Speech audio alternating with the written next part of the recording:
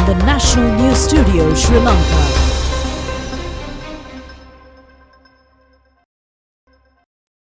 A pleasant evening and a very warm welcome to the National News. We are coming to you live from the National News Studio of Rupavahini. I'm Delanjali Anand and joining me is Charita Minipurarachi, and these are the top stories for tonight. Inflation increases to 54.6% in June. The news report stating that Japan will not support Sri Lanka is false. The Japanese ambassador meets the president. The railway strike suspended. Commuters condemn the strike. Visa for investments has been extended for 5 years. Mervyn Silva obtains Sri Lanka Freedom Party membership. 10,000 metric tons of urea fertilizer will be issued for maize cultivation in Yala season. 19 die in a landslide in India. The US stock market collapses. Now for those and other stories in detail. The annual inflation of Colombo Consumer Price Index has increased to 54.6% in June. It has been recorded 39.1% in May. Top story. Price increase of food and non-food items has contributed to the annual inflation increase. Accordingly, annual inflation of the food category, which was 57.4% in May, has increased to 80.1% in June. The annual inflation of non-food category was 30.6% in May, and it has increased to 42.4% in June. The difference of Colombo Consumer Price Index in June is 12.8%. Price increase of food and non-food items has increased by 6.81% and 5.9%. Price of fish, vegetable, bread, rice, milk food increased considerably in June. The statement issued by the central bank said that price of transport, petrol, diesel, school transport fares, bus fares, restaurants and hotels, education, tertiary education, tuition fees, housing, water, electricity, gas and other fuel increased. The annual inflation of 14.2% in May has increased to 18.4% in June. The primary inflation increased to 39.9% in June from 28.4% in May. The central bank statement said the annual primary inflation, which was 10.2% in May, increased to 13.3% in June. And meanwhile, the Japanese government says Sri Lanka will be supported continuously for the program of International Monetary Fund and for the development activities. Bilateral relations are also expected to be further strengthened. Japanese ambassador in Sri Lanka, Hideki Mizokoshi, mentioned this during a meeting with the President Gotabaya Rajapaksa today. The meeting took place at the President's house in Colombo. The Japanese ambassador said that steps will be taken to continuously maintain economic, social and cultural relations with Sri Lanka. The President thanked the ambassador for the support given to Sri Lanka by Japan.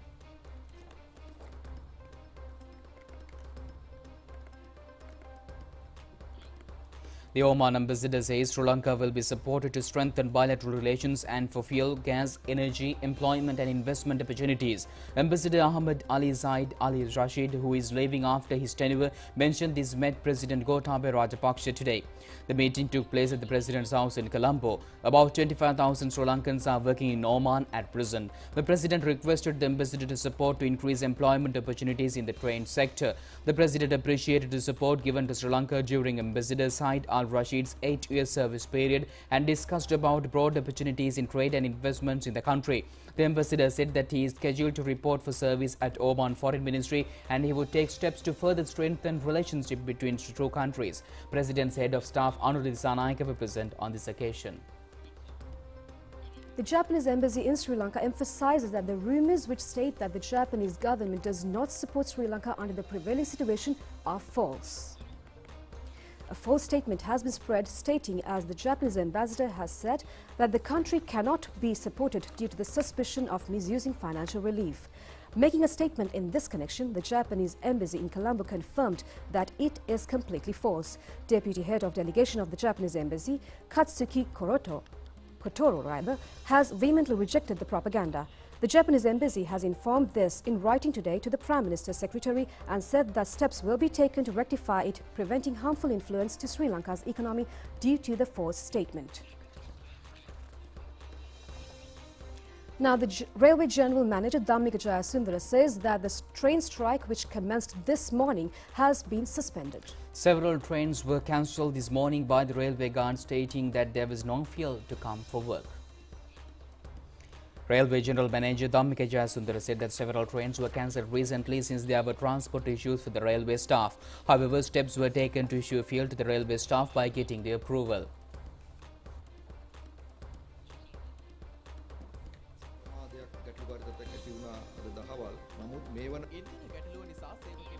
In 22 train services including office trains were cancelled since the workers did not report for work due to the fuel issues.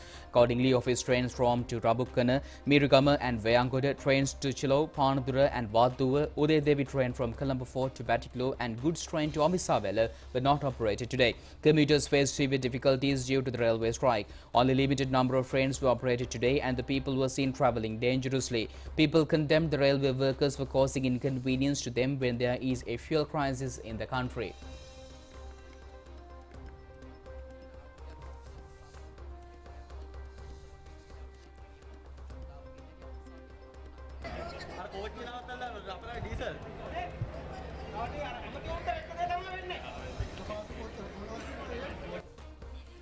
Employees of Sitawaka Urban Council left their places of work for the second day today since they did not receive fuel from the filling stations in the town to go to work.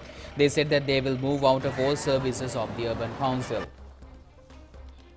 Our reporter said office workers, people and they who come for various activities in Bandarapalli town travel dangerously in footboard due to the minimum number of private and SLTB buses that were operated. Metal businessmen in Anuradhapura says that they are unable to maintain their business due to the shortage of fuel and explosives. They said that there is a danger in many workers losing their employment. Long lines of queues can be seen as fuel has not been received for several days in Amisawel area. Although tokens were issued from IOC filling stations, people charged that those who were issued only to their friends. Steps have been taken to provide fuel for essential services in many areas of the island today. People protested against not distributing fuel properly from filling stations.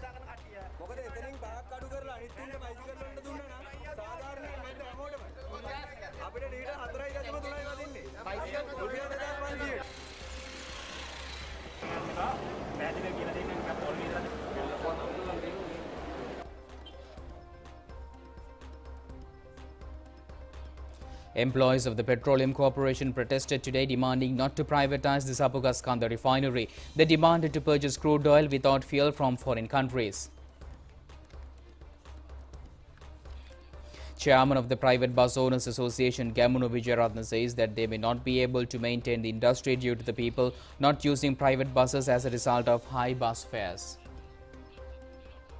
The program to extend visa period up to 5 years, which was given for 1 year for investors, commenced today under the patronage of Minister Dhammika Perera at the Board of Investments.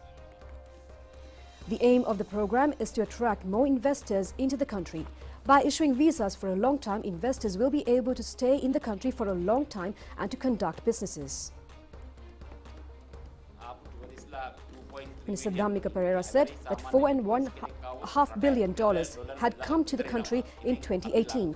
All media channels in the country should come together and educate to bring over 2 million tourists as in 2018. If that happens, no one has to wait in diesel and petrol queues. The solution can be found through tourism and foreign workers' remittances. The one-day service to get passports will be opened in Mathura, Kandy and Vaunia from Monday. He said that when he informed he is coming, Basil Rajapaksa has said he would resign. Although I have not assumed work, attempts are made to keep everyone happy by solving problems of everyone.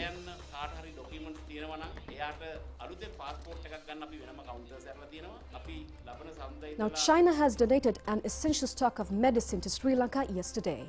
Chinese ambassador in Sri Lanka, Sen Zhong, handed over the medicine stocks to Minister Keheli Rambukwala at the Health Ministry. The stocks include essential life protection medicine and enoxaparin donated by China under the second phase of Chinese humanitarian assistance program. The total value of the Chinese humanitarian assistance project is $76 million. 28 million out of that are a grant of and 48 million are a loan grant. The Chinese ambassador said another essential stocks of medicine including rabies vaccine will be given to Sri Lanka. He said it can meet medicine requirement for about 1 year. The ambassador emphasized that China is always prepared to meet needs of Sri Lanka according to the long-term friendship between the two countries. Minister Kehri Rambukwella thanked the ambassador for the support given by the Chinese government to the local health sector. A group of people including officials of the health ministry and the Chinese embassy were present on this occasion.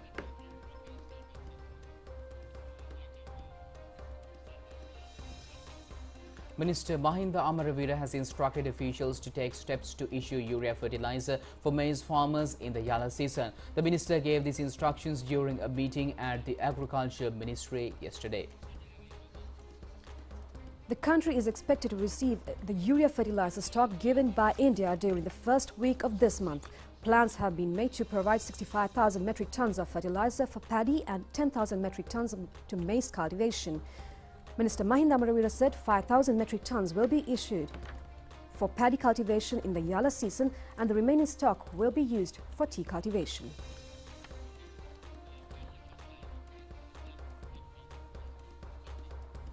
And meanwhile, the chairman of Sri Lanka Freedom Party, Maithripala Sirisena, says that party will submit amendments to the 21st Amendment to the Constitution in Parliament.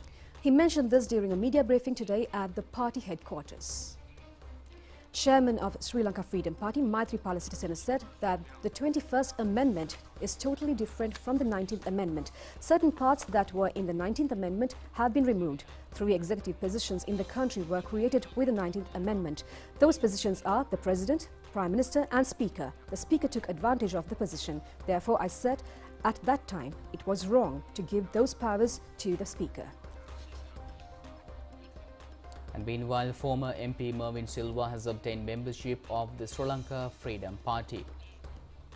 Mervyn Silva obtained SLFP membership today from its chairman Maithripala Sirisena. He entered Parliament in 1994 general election representing United National Party from the Hambantota district. Thereafter, he contested in 2004 general election from the Colombo district representing United People's Freedom Alliance. He polled 2,236 preferential votes after his wife resigned from the national list of United People's Freedom Alliance. He entered the Parliament.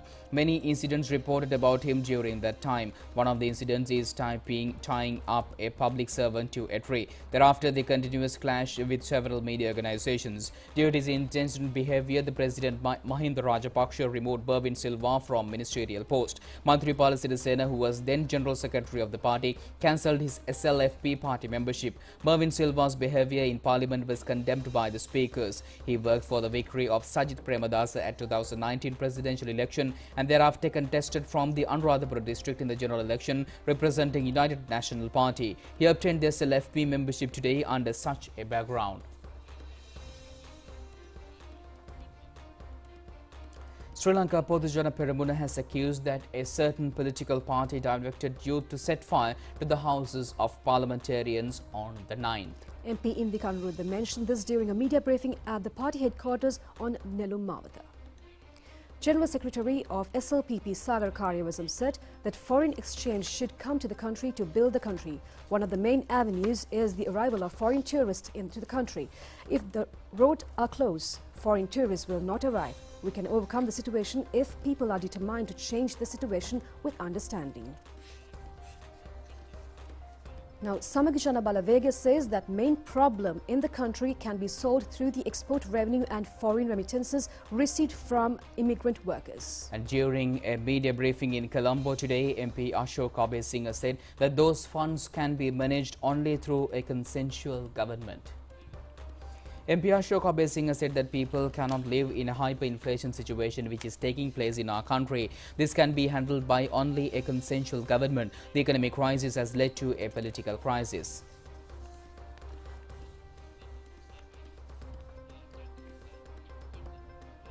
And meanwhile, the Janata Vimukti Peramuna says solutions can be found within a short period of time for the present crisis. Politburo member and former MP Bima Ratnayake expressed his views in this regard during a meeting yesterday in Negombo.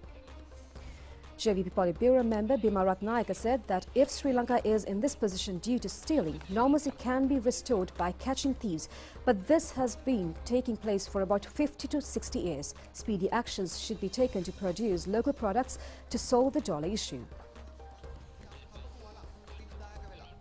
People in many areas of the country have taken to home gardening due to the prevailing crisis. Kusumalata Manike is living in Hatharaskotu village in Hinguragote area, is maintaining a successful garden using only organic fertilizer. H.M. Premavati living in Bandaravela East has been able to get a successful harvest by cultivating crops in a small area. She said that the vegetables and fruits cultivated in the garden are used for consumption and the remaining stock is sold for people in the area.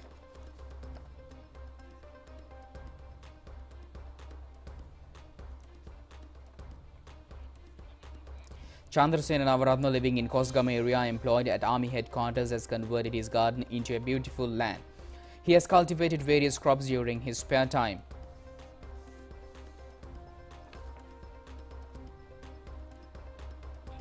Yaminda Buddhika of Haputale Haldumulla Nivwood area is maintaining a successful garden with about 6,000 chili plants. He is working as a chef at a 5-star hotel in Colombo and engages in cultivations during this weekend.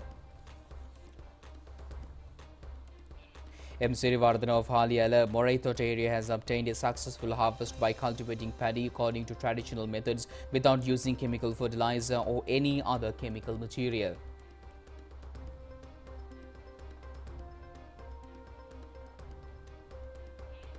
K. Vimalatilaka of Batapola Galahiriara says that they was able to obtain a successful paddy harvest by using prepared by him. Another 5 inmates who escaped from Kandakara Rehabilitation Centre were taken into custody today from Polonnaruwa Bakamuna area. Polonnaruwa Magistrate Court ordered yesterday to remand 667 inmates who escaped and surrendered. They have been sent to Anuradhapura, Batiklo, Dumbara and Polonnaruwa prisons for 14 days. Thereafter, they will be produced in courts again. Security authorities are conducting operations to find 53 inmates who are still missing. We'll be back with international news after this break. தேசத்தின் இலக்கை நோக்கி முன்னிற்கும் நாம் சவால்களை வென்று முன் செல்லும் 61வது சுற்றை இவ்வாறு எதிர்கொள்வோம். மக்கள் வங்கி 61 வருடங்களின் அபிமானம்.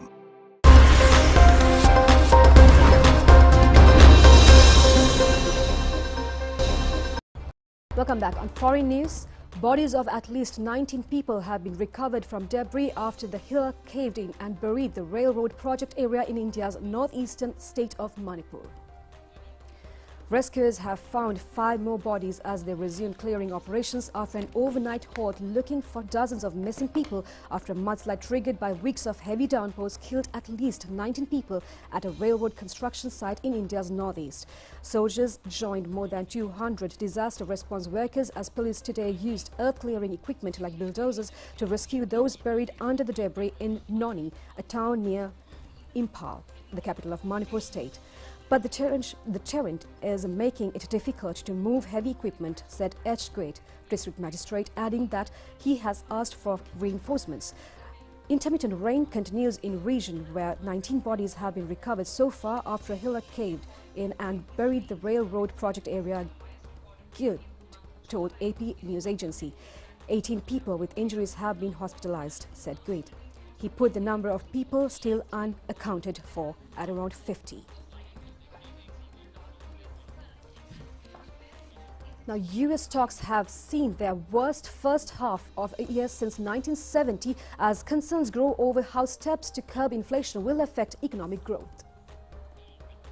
In the last 6 months, the benchmark S&P 500 index fell 20.6%, while other major U.S. indexes have also dropped sharply. Stocks in the United Kingdom, mainland Europe and Asia have also suffered steep losses. It comes as central banks around the world are trying to rein in soaring lives cost with prices of essential goods like food and fuel jumping. Some economists expect the U.S., which is the world's biggest economy, to go into a recession as early as this year as interest rates continue to rise. If the U.S. Federal Reserve continues hiking rates, the stock market will reach quietly negatively. Dan Wang, chief economist at the Hang Seng Bank in China, told the BBC. Something to the tune of about 30, that should have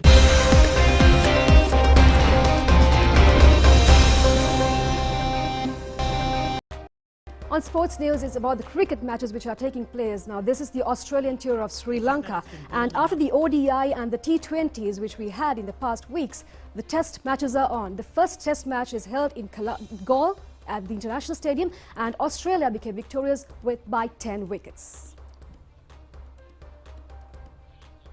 Sri Lanka cricket said that Angelo Matthews was sent for quarantine for 5 days due to COVID-19 infection. At the commencement of play today, Australia were 313 for 8 wickets. The first innings was limited to 321 runs. Sri Lanka commenced their second innings when they were 109 runs behind Australia. Sri Lanka's innings was limited to 113 runs. Dimuth Karunaratne, high scorer with 23. All Sri Lankan players were out within 23 overs in the second innings. Australia needed only 5 runs to win the match, and they won the match without losing any wickets. Cameron Green was a judge man of the match. The second match between the two countries scheduled to commence on the 8th at Galle International Cricket Stadium.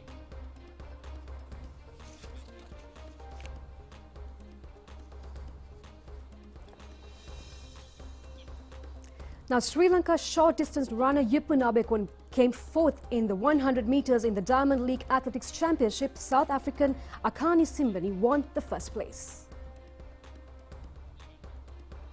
The competition took place in Switzerland. 8 world's best runners took part in the 100-meter race. Due to a setback at the commencement of the race, Yupun was placed in the 4th. He entered the race in 10.21 seconds. Akani Simbani, who was the first-placed competition in the race, was 10.2 seconds. British athletes Prescott Rees won the second place, and Ricard Jimmy of the France came third. Yupun Abekon has qualified for the World Athletics Championship, and Yupun Abekon is the only South Asian to qualify for the competition in the 100-meter event.